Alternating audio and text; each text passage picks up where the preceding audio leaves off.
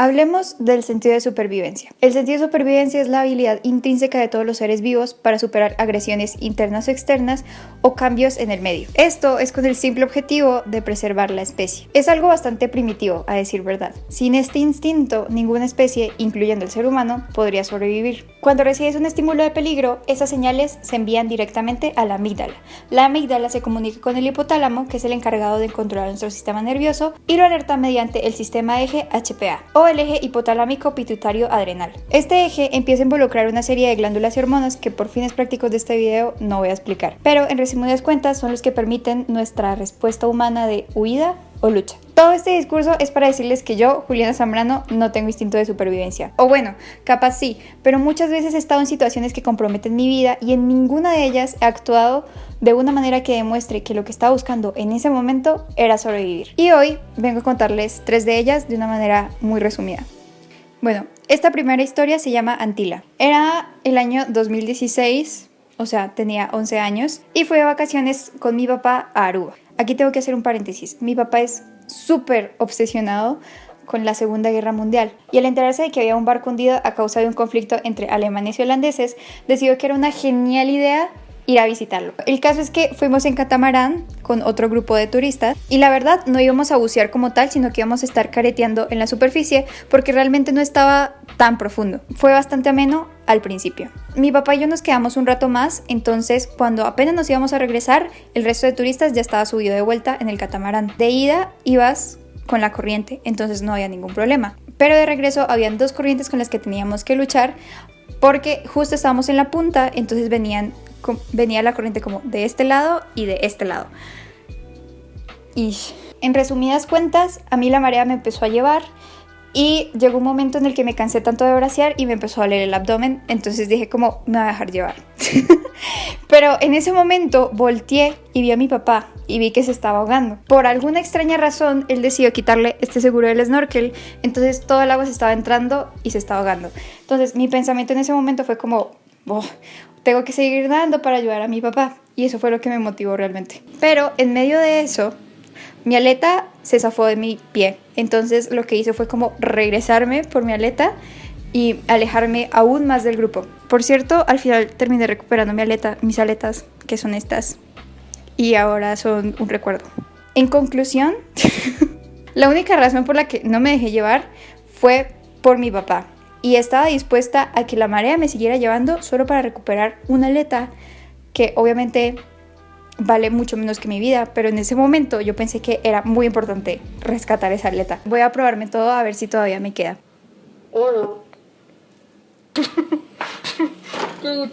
La segunda historia es sobre el día que una elíptica casi me decapita. Yo no vivía con mi familia con la que vivo actualmente. Entonces este cuarto era el cuarto de corotos. Por ende, aquí tenían un montón de vainas, incluida una elíptica. Entonces el año pasado, en un ataque de hiperactividad y en un arranque de querer limpiar mi cuarto a fondo, pues pensé que era muy buena idea mover la elíptica al segundo piso.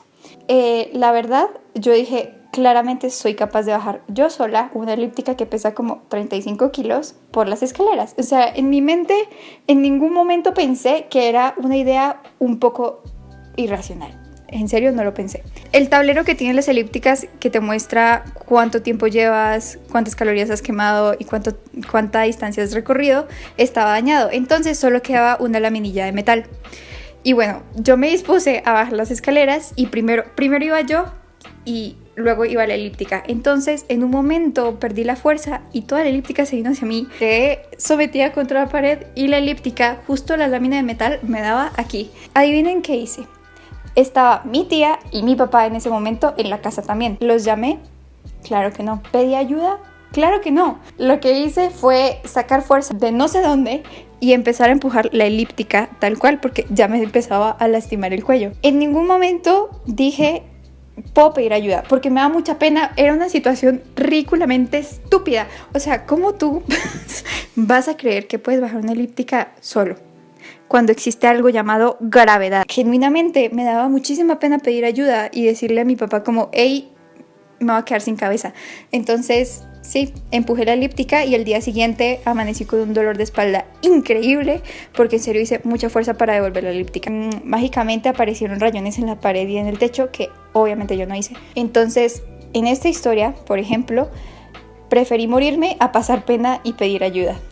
Y ya para finalizar, tengo el día en el que me dio un choque anafiláctico de la nada. Aquí dice: la anafilaxia es una reacción alérgica grave en todo el cuerpo a un químico que se ha convertido en un alergeno.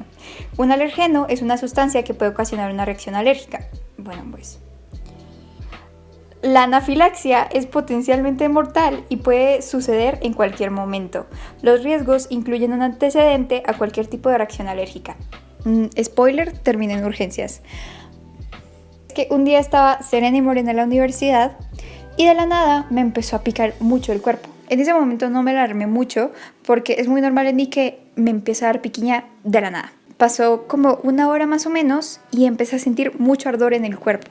Entonces fui al baño y me di cuenta de que estaba llena de ronchas en todo el abdomen y en esta parte del brazo. Ahí fue cuando dije como, me voy a morir. Pero bueno, fui a la universidad, me recetaron unos medicamentos que me calmaron por unas cuantas horas. Eso sucedió el jueves a las 12 del mediodía. Y fui a urgencias el viernes casi a la medianoche. En vista de que el jueves se me calmó, dije como ya no está, no pasa nada. Pero el viernes en la mañana amanecí peor. Ya no solo tenía brotes en todo el abdomen, sino también en el brazo, en las piernas, en el pecho, en la cara. O sea, yo parecía un monstruo. De verdad, estaba muy hinchada y me ardía muchísimo. Pero sabía que ese mismo día me iban a quitar los brackets. Entonces en ese momento dije, wow, esto está muy grave, pero realmente quiero que me quiten los brackets hoy, porque ya había llevado como 4 años brackets. Qué estúpida. Lo que hice ese día fue cubrirme todo el cuerpo hasta el cuello y taparme toda para que no se me viera. Y ya después de que fuera mi cita odontológica, decir como, oigan, llévenme al médico porque me estoy muriendo. Mi cita para que me retiraran los brackets era a las 8 de la noche más o menos, era súper tarde. Entonces yo me esperé todo ese día y a lo largo del día me iba brotando más. Pero yo decía como, espérate, por favor cuerpo, no te mueras, espérate un ratito más. Me quitaron los brackets y cuando salimos mi papá dijo, oye, me invitaron a una partida de torta de un cumpleaños, ¿quieres ir? Y yo, claro que sí. Y no le dije nada, de verdad no le dije nada. Llegamos al sitio, nos sirvieron torta, comimos. Ese día comí unas papas muy ricas. Pero en un momento empecé a sentirme ahogada. Y ahí me alarmé tantito. Entonces fui al baño y vi que ya era insostenible. Y le dije a mi papá, oye pa, tengo una alergia tenaz. O sea, y me alcé la manga así y vio todo. Entonces mi papá lógicamente dijo como, tenemos que ir a urgencias. Y fuimos a urgencias. Me pusieron la manillita y un sticker rojo que es como, tienen que atenderme inmediatamente. Me inyectaron y me dolió muchísimo. Ha sido la inyección más dolorosa de mi vida. Duré coja como una media hora, de verdad. Fue espantoso. Pero después de esa inyección no me volvió a brotar, se me pasó y ya. No sé por qué oculté tanto lo de la alergia. De verdad me convencí de que se me iba a pasar, así como cualquier otra alergia que me ha dado. Pero no. Y casi me muero. Y me empecé a ahogar. Al menos me quitaron los brackets. Y bueno, ese es el fin de las 3 historias. Realmente no sé qué tan comprometida estaba mi vida. Solo sé que definitivamente no me puse como prioridad. Prometo que eso de poner algo o alguien por encima de mi propia vida, ya lo estoy trabajando en terapia. Solo se me hizo bastante curioso el hecho de que, a pesar de ser nerviosa y tenerle miedo al sufrimiento y a la muerte, hay veces en las que en serio me gaslighteo y me convenzo de que realmente la muerte no es tan mala. Salud, porque sigo viva.